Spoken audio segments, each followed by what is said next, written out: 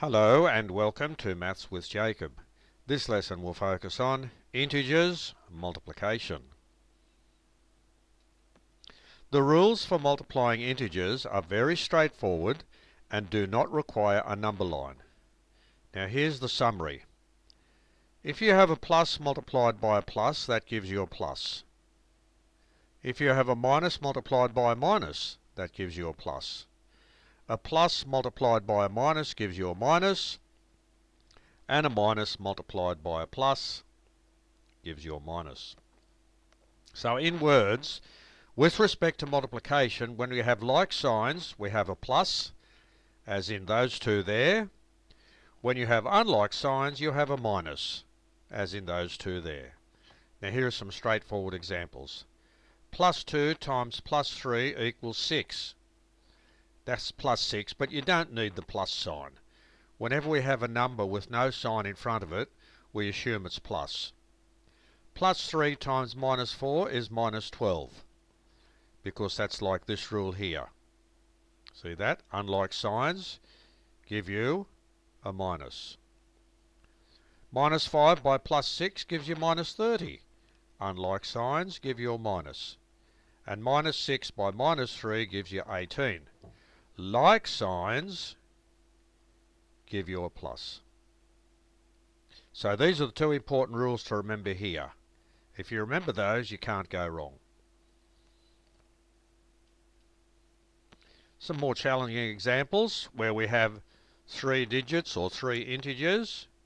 You have a plus times a minus times a plus. So 6 times minus 3 is minus 18, multiplied by 2 is minus 36. Minus 4 by 3 is minus 12.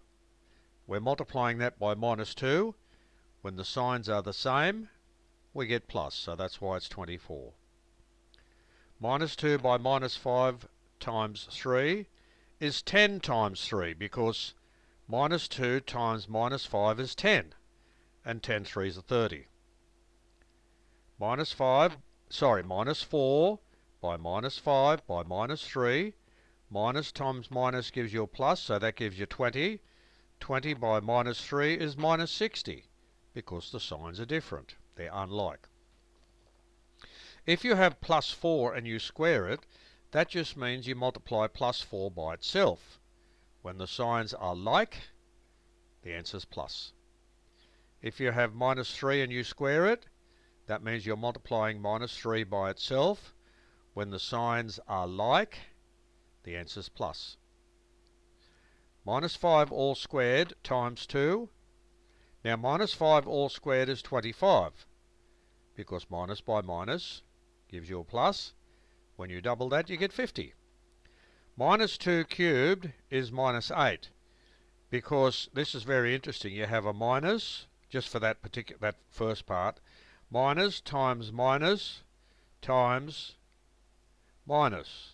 That's the first part there. Minus times minus gives you a plus, plus times minus gives you a minus, and that's why you have minus 8.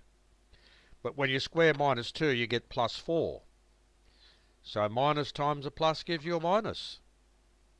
So this video has introduced the multiplication of integers together, and we've seen some very, very straightforward rules.